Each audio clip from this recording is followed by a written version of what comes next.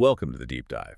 Today, we're taking on something pretty ambitious. We are indeed. We're looking at a very, very old book, Herodotus The Histories. Right, from the 5th century BCE. But the twist is, we're viewing it through, well, a really modern lens, feminist-Marxist theory. Exactly. And Herodotus, often called the father of history, he was trying to understand these huge questions. Why do human fortunes change so drastically? Why do empires rise and fall? Precisely. Hayden White suggested the Histories offers a kind of model of the past, trying to explain it all through stories. And it's incredibly wide-ranging. Yeah, he covers so many different cultures, different explanations for things. And that broad scope, that engagement across cultures is really key for us today. We're maybe less focused on, is every single detail factually accurate? Right, more on what the text reveals about ways of thinking about power. Exactly. So our mission, if you like, is to explore how this feminist Marxist lens helps us see these enduring power dynamics, specifically around gender and class, right there in the Histories. So we're talking about things like ideological control, material coercion. And those gendered, maybe even racialized assumptions that are often just baked into a text. And importantly, how these things connect intersectionality. All lurking within this ancient work. Okay, sounds fascinating. Where do we start? Well, let's start with conflict and division. It's, fundamental. Louis Koser, the sociologist, actually argued conflict can sometimes be healthy for society, shake things up, lead to renewal. Interesting. And Karl Marx, of course, saw conflict as central, often stemming from scarcity, right? Yes, but it's important, as you said, to clarify what Marx meant by scarcity. He wasn't just talking about, not having enough food because of a bad harvest. He was focused more on the artificial scarcity created under capitalism. Exactly. Things like overproduction leading to crises, relying on markets, the whole concept of bourgeois private property creating inherent inequalities, and thus scarcity for many. Okay, so we need to be careful not to just map 19th century capitalism directly onto ancient Greece. Absolutely. That would be anachronistic. The point isn't that the causes of scarcity were identical. It's that scarcity, however it manifested in Herodotus's world, was a driver. A driver of conflict and social development. Just as Marx saw it being in his own time, it's the phenomenon of scarcity fueling conflict that provides a connection. Got it. And conflict naturally implies division. You need sides. You do. Yeah. And feminist Marxism is really good at identifying different kinds of division, class, obviously, but also gender, race. It suggests these divisions often harden when it becomes, economically useful to marginalize certain groups. Right.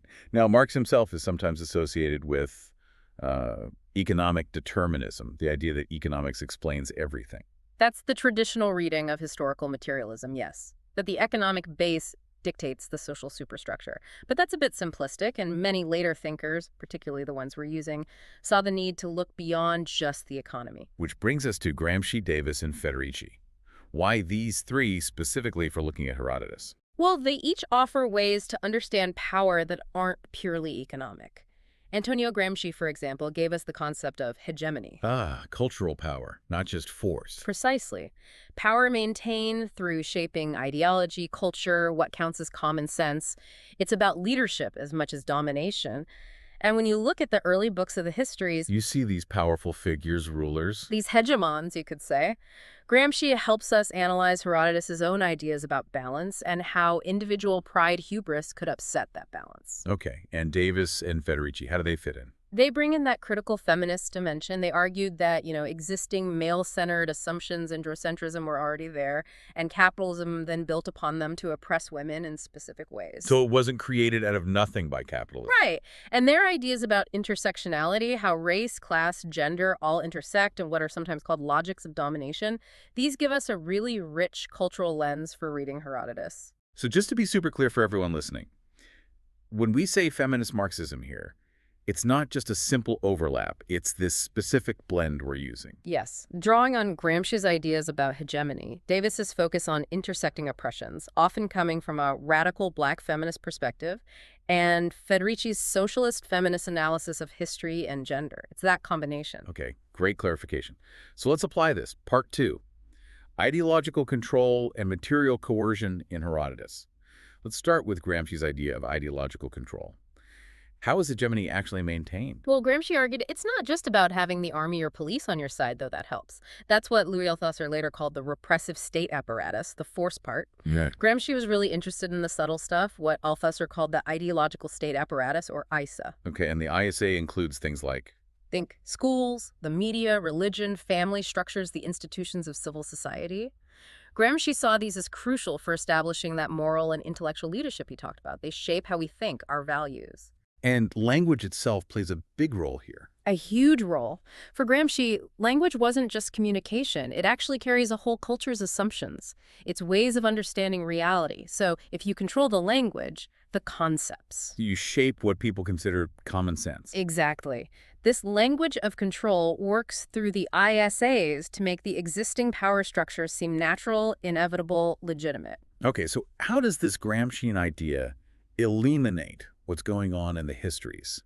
Can we see this process at work? I think we definitely can. Book 1 has some brilliant examples. Consider the story of Solon, the Athenian lawgiver, visiting King Croesus of Lydia. The incredibly rich king. The richest. Herodotus sets Solon up as this great teacher, seeking wisdom theoria, and someone who gave Athens laws designed to last during a key moment for Athens. And they have that famous chat about who's the happiest person. Right. And Solon basically tells Croesus, you can't tell until someone's dead because fortunes change. Material wealth isn't the ultimate measure. Now, Herodotus explicitly uses this as a moral lesson for his Greek audience, especially thinking about the Persian Wars. So Solon's teaching becomes a kind of cultural programming. You could call it a civil pedagogy, yeah. It reinforces certain values: stability, wisdom over wealth, resisting tyranny, self-reflection as Athenian common sense. These become the bedrock values that Herodotus suggests explain Greek unity and success later on. That's a really neat reading. What about the story of Deioces, the guy who became the first king of the Medes? Deioces is another fascinating case study in hegemony building. Herodotus says he started out as just a respected local judge, known for his fairness. Okay. But he was so good at it, everyone started coming to him, and things apparently fell into chaos when he stopped. So the Medes then voluntarily decide they need a king, and they choose him. Voluntarily, in quote marks there. Well, yes. And what happens next is pure spectacle. Deioces has this huge palace built, hidden away, surrounded by concentric walls, different colors. It creates distance, awe, mystery. How's that fit Gramsci? It perfectly illustrates Gramsci's point that moral and intellectual leadership, Deioces' reputation for justice, often comes before coercive power. He gained legitimacy first. Then the Medes essentially handed him power, maybe partly out of a genuine need for order, but also based on his established authority. The palace and walls then consolidate that power, making his rule seem necessary and natural. Submission becomes the only logical option. The symbols reinforce the reality. They do. Now, interestingly, while Gramsci thought organic intellectuals needed to lead a revolution against hegemony, Herodotus seems to have his own mechanism for accountability. He talks about double determination, the idea that both divine forces, fate, and human agency, like democracy in Athens, can check powerful rulers and restore balance. Like with Croesus again. Solon judges him, but so does fate. Exactly. Solon represents the human, specifically Athenian, wisdom, and then divine fate steps into. So in their different ways, both Gramsci and Herodotus see the need for some kind of guidance, whether it's intellectuals or divinity and democracy, to counter unchecked power. Okay, fascinating. Let's shift gears slightly. We've talked about Gramsci. Now let's bring in this logic of domination. What is that exactly? This framework comes largely from the ecofeminist philosopher Val Plumwood. She identified 5 features common to logics of domination, often seen in colonialism, but applicable elsewhere. They are backgrounding, radical exclusion, incorporation, instrumentalism, and homogenization. You think we can see this logic in the histories? I think the story of King Candalas's wife in Book 1 is a really stark example. Right, the story where Candalas is so proud of his wife's beauty, he makes his bodyguard, Gyges, secretly watch her undress. That's the one. A deeply uncomfortable story. Let's unpack it using Plumwood's features. First, radical exclusion. How does that apply? The whole setup, forcing Gyges to spy, is based on this idea, as the text puts it, of women's sexuality as one of shame. The queen is completely excluded from knowing, from consenting. She's reduced to an object defined by this imposed shame associated with her nakedness. Gyges even says something like, when a woman takes off her clothes, she takes off her shame too, or something along those lines. Exactly. That line perfectly encapsulates this idea her body is inherently linked to shame. something to be hidden, reinforcing her separation and lower status. That's radical exclusion. Okay. And instrumentalism, using someone as a tool. Yes, but here it operates perhaps more on a narrative level, a meta-historical level, you might say. Herodotus uses this story and others involving women like the abduction tales early in Book 1. He uses them to make a larger point. It seems so. The oppression or violation of the woman isn't really explored for its own sake. She functions as an instrument, a means for Herodotus to illustrate his big themes. The danger of hubris, Candole's pride, and the resulting nemesis, the consequences. So the queen's violation is a plot point, essentially. It functions that way, yes. Now, analyzing this reveals a gendered logic of domination within the text and its time. But the insight here connects to more recent feminist-Marxist work. Like Silvia Federici's Caliban and the Witch. Exactly. A hugely influential book. Federici argues that these kinds of pre-existing logics, where women were already backgrounded or instrumentalized, were absolutely crucial for how capitalism then developed and specifically subordinated women. How so? She argues women were relegated to the domestic sphere, their labor devalued, and that this social degradation was actually fundamental to the process of capital accumulation. There's a chilling parallel between the objectification Federici describes under early capitalism and what we see in Herodotus, where the patriarch's position structures everything: property, empire, the household. So the histories becomes evidence, in a way. Evidence of these deep-rooted cultural patterns of marginalizing women, patterns that feminist Marxist thinkers argue were later exploited and intensified by capitalism. Okay. And Plumwood also mentioned homogenization, treating a group as if they're all the same. Yes, erasing differences within the dominated group. And this connects directly to the work of Angela White Davis. Particularly her critiques of what she called white feminism. Right. Davis pointed out, very powerfully, that mainstream feminism often failed to account for the unique experiences of Black women, who face not just sexism but also racism and often classism simultaneously. Their struggles couldn't be simply lumped in with those of white, often middle-class women. Precisely.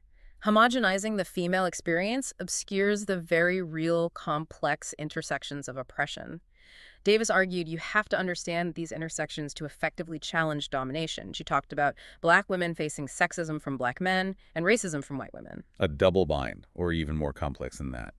It seems like a huge leap from Herodotus to Angela Davis, though. Is there any echo of rejecting homogenization in the histories? Well, it's obviously not explicit, but I think Herodotus's approach to understanding the Nile River in Book 2 is surprisingly relevant here. It pushes back against a single, simple explanation. How does he describe the Nile? He explores it from multiple angles. He looks at it scientifically, describing the animals, the crocodiles, the hippos, even those winged serpents fighting ibises. Right. He looks at it geographically, how the flood transforms the entire landscape, making Egypt look like islands scattered in a sea. And he looks at it socially, its absolute centrality to Egyptian life and belief. So no single truth about the Nile. Exactly. He presents different facets, different ways of knowing the river, each offering a piece of the puzzle. And this multi-perspectival approach, I'd argue, resonates with the core idea of intersectionality, the need to look at things from multiple viewpoints, resisting simplistic, homogenizing narratives. That's a really thought-provoking connection. Okay, so let's try and pull these threads together as we wrap up. What have we learned from putting Herodotus under this feminist Marxist microscope?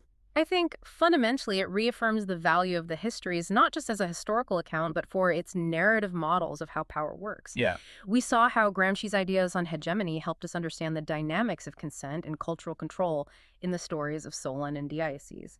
And the depictions of women, like Candole's wife, opened a door to analyzing the logic of domination using Plumwood, which then linked up with Federici's work on capitalism and gender. Right. And finally, Herodotus's quite nuanced, multi-layered description of the Nile offered an unexpected parallel to the concept of intersectionality, which is so central to thinkers like Davis. It seems Herodotus's whole project, trying to find patterns, these formist arguments, as Hayden White called them, makes the text remarkably open to these kinds of transhistorical readings. His insights feel relevant. They really do. The structures of power he grapples with, even if described differently, still echo. So a final thought for you, our listener, to take away. If we can find these resonances in Herodotus, what might we find if we applied contemporary critical lenses to other ancient texts? Yeah, what other unexpected insights into enduring power dynamics are waiting to be uncovered when we bring modern theories into conversation with these foundational historical narratives? Makes you wonder, doesn't it?